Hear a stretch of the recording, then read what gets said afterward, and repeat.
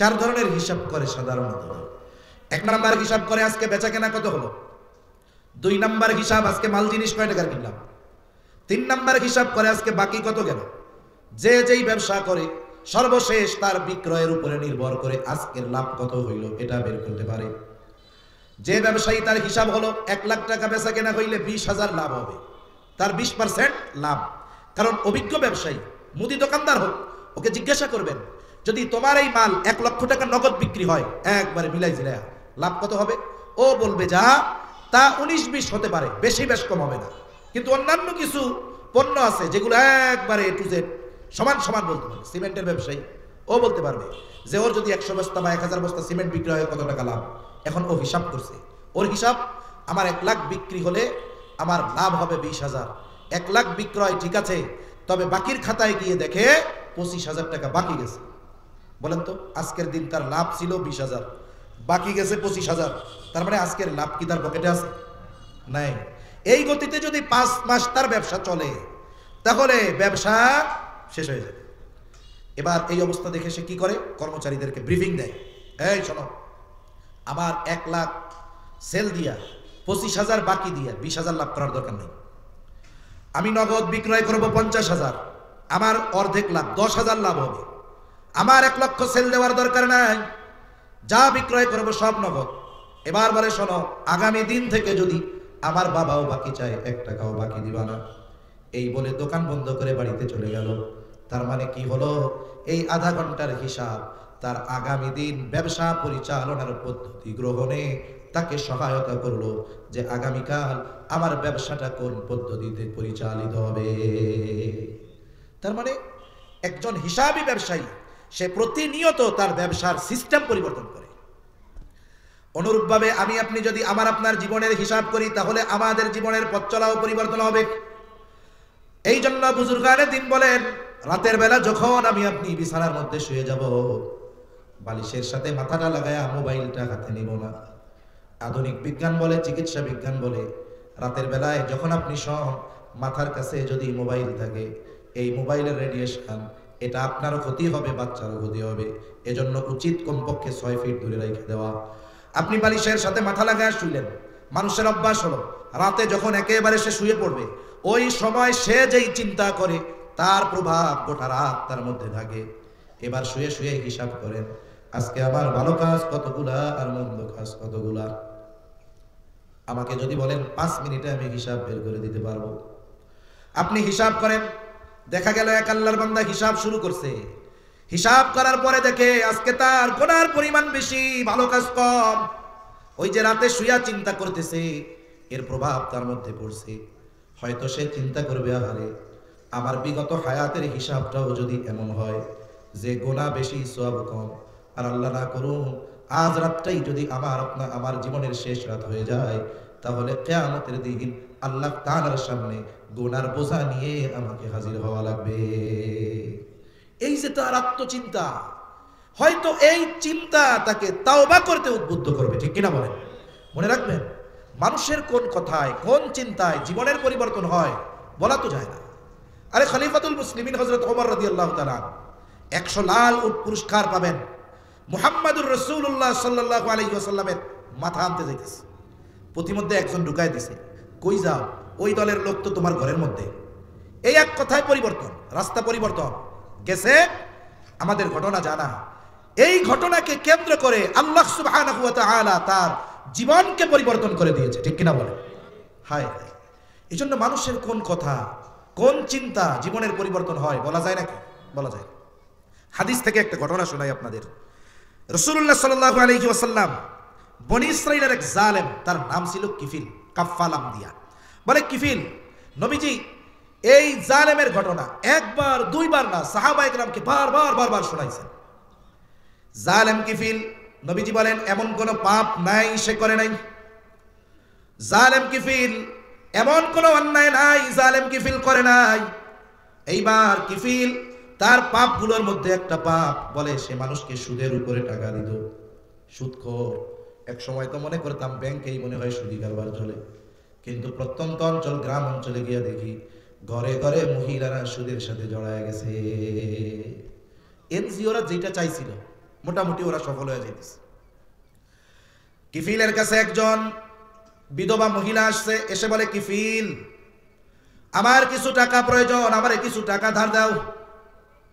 মনে রাখবেন, যারা সুদখোর আল্লাহ রাব্বুল আলামিন তাদের হৃদয়কে কঠোর বানায় দেয়। মানুষের বিপদে তাদের দিল নরম হয় না। অনেক ক্ষেত্রে এমনটা হয়, সুদখোরের কাছে গিয়া কেউ যদি 1000 টাকা ধার চায়, যে সকালে চাইলেও বিকালে দিয়ে দিব, দিবে না। এমন ভাব করবে, আপনার মন চাইবে পকেটে যদি আপনার কিছু থাকে ওরে আরো দিয়ে দিলে ভালো হইতো।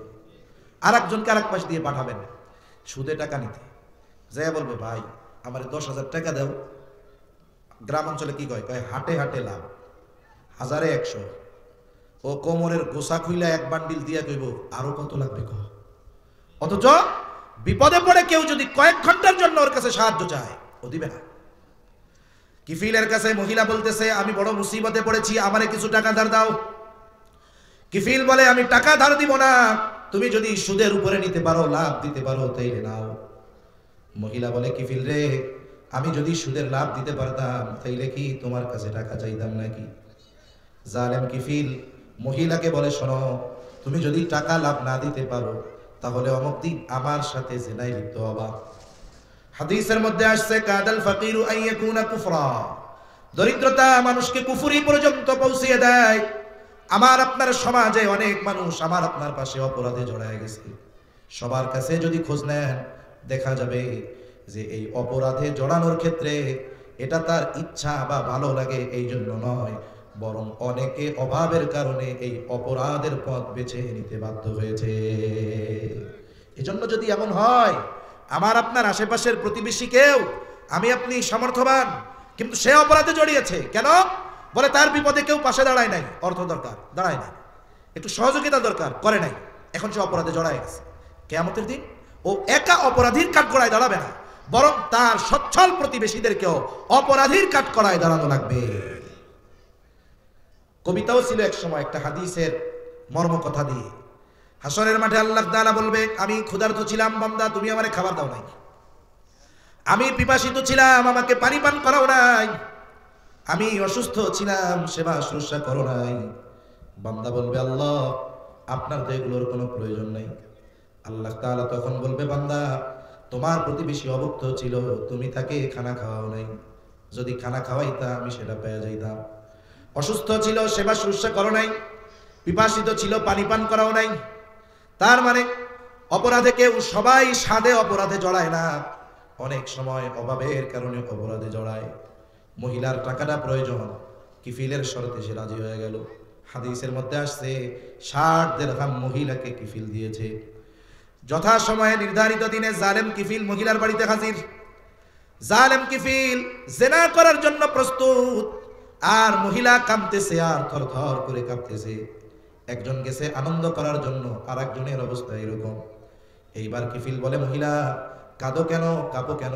আমি কি তোমাকে জোর জবরদস্তি করেছি নাকি? তুমি তো নিজে শর্তে রাজি হইছো। এবার মহিলা বলে, কিফিল আমি আমার গোটা হায়াতে এই অন্যায়ের সাথে জড়াই নাই, আমি কোনোদিন জেনায় লিপ্ত হই নাই রে কিফিল। তবে কেন তুমি রাজি হইছো? বলে, অভাবের কারণে। আমার তো ভয় হয় তোমার সাথে জেনা করবার পর আমি যদি মারা যাই, আল্লাহ তাআলার সামনে একজন জেনাকারিনী হিসেবে উপস্থিত হওয়া লাগবে। তাইলে তুমি কান্না করো, কাঁপো আল্লাহর ভয়ে। বলে, হ্যাঁ। এতটুকু কথা জালেম কিফিলের জীবন পরিবর্তনের কারণ হয়ে গেছে। এই কথাটা তার কর্ণকুহর দিয়ে ঢুকে হৃদয়ে পৌঁছায় গেছে। হয়তো সে চিন্তা করছে, আহারে এই মহিলা অভাবের কারণে একটা পাপ করতে বাধ্য হচ্ছে, করে নাই এখনো। এর যদি এত ভয়, আমি তো এমন কোনো পাপ নাই, বাধ্যই নাই, আমার অবস্থা কি হবে? এইবার জালেম কিফিল উঠে গেল। জালেম কিফিল পোশাক পরিধান করে আর বলে, ও মহিলা যাও, 60 দিরহাম তোমাকে আমি সাদকা করে দিলাম, মাফ করে দিলাম। আর শুনে নাও, আজকে থেকে আমি আল্লাহ তাআলার সাথে আর কোনো নাফরমানি করব না। খালেস তওবা কইরা কিফিল বাড়ি চলে গেল। কিফিল বাড়িতে চলে গেছে, ঘটনাক্রমে রাতের বেলায় কিফিল মারা গেল। কিফিলের তওবার খবর তো কেউ জানে না। জালেম কিফিল মারা গেছে, মানুষেরা আনন্দিত, কারণ সমাজে কিছু মানুষ আছে, এরা মারা যাবার পর পড়ার কথা ছিল ইন্না লিল্লাহ, মানুষে কয় আলহামদুলিল্লাহ। আছে না নাই? মাঝে মধ্যে ফেসবুকের কল্যাণে দেখি একবারে তাগড়া টকবকে এক যুবক, সুন্দর চেহারা, হোন্ডা অ্যাক্সিডেন্ট করে মরছে। তা এত সুন্দর যুবক মারা গেল, আরে এবার কমেন্ট বক্সে ঢুকে দেখি সব আলহামদুলিল্লাহ, কোনো ইন্নালিল্লাহ নাই, সব আলহামদুলিল্লাহ। মনে রাখতে হবে যে কাদের বেলায় এই আলহামদুলিল্লাহ মরার পরে বলেছে, আমরাও যেন আমাদেরকে ওই দলের শামিল না বানায়া ফেলি। মনে রাখতে হবে যে একদল মরছে আলহামদুলিল্লাহ বলছে মানুষ, আবার এমন কেউ যেন ওই স্থান পূর্ণ না করে যে তাদের মৃত্যুতে আবার আলহামদুলিল্লাহ না বলা শুরু হয়। এই জন্য মনে রাখতে হবে, এক সময় যারা জালেম ছিল, যারা মাজলুম ছিল, পৃথিবীর ইতিহাস এরকম অনেক ঘটছে। এক সময় যে মাজলুম, জালেম পতনের পরে এক সময় ওই মাজলুম আগের জালেমকেও হার মানায় দিয়েছে। আমরা ওই জালেমের ইতিহাসের পুনরাবৃত্তি চাই না, ঠিক কিনা বলেন? মনে রাখতে হবে জুলুমের একটা শেষ আছে। এজন্য আগামীর পথ চলা আল্লাহ কাদের হাতে নেতৃত্ব দিবে বলা যায় না। আল্লাহ যাদের নেতৃত্ব দিবে এরা সচেতনতার সাথে, সতর্কতার সাথে সামনে অগ্রসর হতে হবে, তাহলে মানুষের দোয়া পাওয়া যাবে, ঠিক কিনা বলে? একটা প্রবাদ আছে না, কি বলে? যেদিন এসেছিলে ভবে, কেঁদেছিলে তুমি, হেসেছিল সবে, এমন জীবন তুমি করিও গঠন, মরণে হাসিবে তুমি, কাঁদিবে ভুবন। এই জন্য জালেমের মৃত্যুতে মানুষ অনেক সময় খুশি হয়। মানুষেরা তো জানে কিফিল জালেম, কিফিল জালেম বলে, জালেম মরছে ভালো হয়েছে, কিন্তু কিফিলের তাওবা আল্লাহ তাআলা কবুল করে নিয়েছে। কিফিলের দরজার উপরে আল্লাহ তাআলা লিখে দিয়েছেন, কদ গফারাল্লাহু লিল কিফ, আল্লাহ তাআলা কিফিলকে ক্ষমা করে দিয়েছে। তোমরা কিফিলকে জালেম বলো না, কিফিলকে আল্লাহ রাব্বুল আলামিন ক্ষমা করে দিয়েছে। তাহলে একটা কথা, একটা চিন্তা এত বড় একটা জালেমের জীবন পরিবর্তনের কারণ হয়ে গেছে। এখন ওই ব্যক্তি যদি চিন্তা করে, আরে আমার যদি বিগত হায়াতের অবস্থাও এরকম হয় যে পাপ বেশি সওয়াব কম, আমি যদি মারা যাই তাহলে তো আমার কাল কিয়ামতে আল্লাহর সামনে গুনার পাহাড় নিয়ে দাঁড়ানো লাগবে।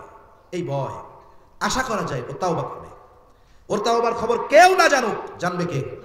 আরো ধরে কে? মনে করেন তাওবা করলো, আল্লাহ না করুক ওই রাত তার জীবনের শেষ রাত হলো। কারণ ঘুমকে বলা হয় মৃত্যুর মতো, আন্নাউমু কাল মাউত, ঘুম মৃত্যুর মতো। রাতে আমরা ঘুমাই, বলে ঘুমাইলাম, ঘুম ভাঙলে সকাল, না ভাঙলে পরকাল।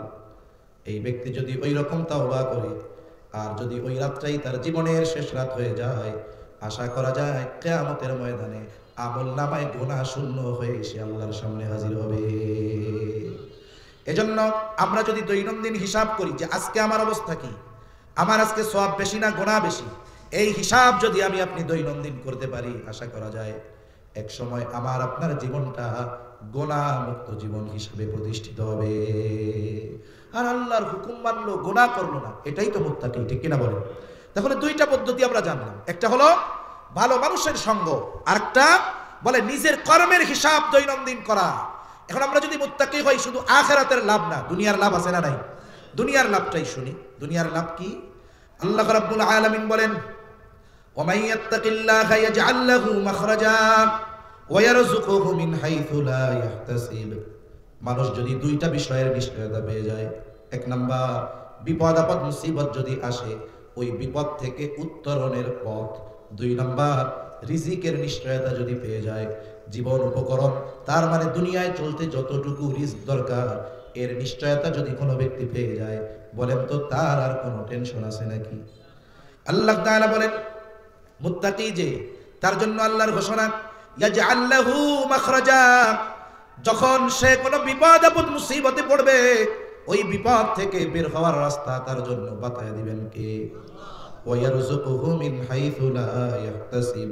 আল্লাহ তাআলা বলেন ওই মুত্তাকির জন্য এমন জায়গা থেকে রিজিকের ব্যবস্থা করা হবে যে সেটা সে কল্পনাও করতে পারবে না। আখিরাতের তো অফুরন্ত সম্মান এই মুত্তাকির জন্য রয়েছে। এখন বলেন আমরা যদি মুত্তাকি হই তাহলে আমাদের লাভ আছে না নাই? আল্লাহ তাআলা রেড অ্যালার্ট দিয়ে দিয়েছেন, খবরদার মুসলমান না হয়ে মৃত্যুবরণ করো না। আর আমরা আল্লাহকে ভয় করব না, আর আল্লাহর নিষেধ সমূহ থেকে বাঁচবো না, আর মুত্তাকি হওয়া যাবে, এটা কখনোই সম্ভব নয়। এজন্য দুইটা কাজ আমরা করব। এক নাম্বার ভালো মানুষের সঙ্গ গ্রহণ করব, দুই নাম্বার আমরা আমাদের জীবনের হিসাব করব তো ইনশাআল্লাহ। আল্লাহ তাআলা তৌফিক দান করেন, সকলে বলি আমিন। হাদিসে আর দুইটা কথা একটু শেষ করে দেই। আল্লাহ নবী হযরত আবু যর রাদিয়াল্লাহু তাআলা আনহুকে বলতেছে, তুমি যেখানেই থাকো না কেন আল্লাহকে ভয় করবা। 2 নম্বর নবীজি বলেন ওয়াতবি'is সাইয়্যাতাল হাসানাতা তামহুহা। নবীজি সাল্লাল্লাহু আলাইহি ওয়াসাল্লাম বলেন, আবু যর, তোমার দ্বারা যদি কখনো মন্দ কাজ হয়ে যায় তুমি ভালো কাজ করবা। কেন? আল্লাহ বলেন ইন্নাল হাসানাতি ইউযহিবুনাস সাইয়্যাত। হ্যাঁ, আমাদের যদি মন্দ কাজ হয়ে যায় ভালো কাজ করলে কি হবে? নবীজি বলেন তামহুহা, ওই ভালো কাজ মন্দ কাজকে মিটায়া দিবে। এরপরে নবী বলেন ওয়া খালিকিন নাস বিখুলুকিন হাসানিন, মানুষের সাথে সদাচরণ করবা। এটা ব্যাপক অর্থবোধক একটা শব্দ। সদাচরণ কি? বলে যেই মানুষ আমার কাছে যেই রকম হক পায় ওই মানুষের ওই হক আদায় করার নাম সদাচরণ। যেমন একজন অপরিচিত মানুষ সেও আমার কাছে হক পায়, একজন অমুসলিম সেও আমার কাছে হক পায়, আমার একজন ছোট সেও আমার কাছে হক পায়। আছে না নাই? সবার প্রতি সবার হক আছে। যে মানুষের হক যে যেরকম প্রাপ্য, যে এই হক যথাযথভাবে আদায় করে, বলে এই ব্যক্তি হলো সদাচরণকারী। আল্লাহ সুবহানাহু ওয়া তাআলা আমাদের সকলকে প্রকৃত মুত্তাকী হওয়ার তৌফিক দান করেন, বলি আমিন।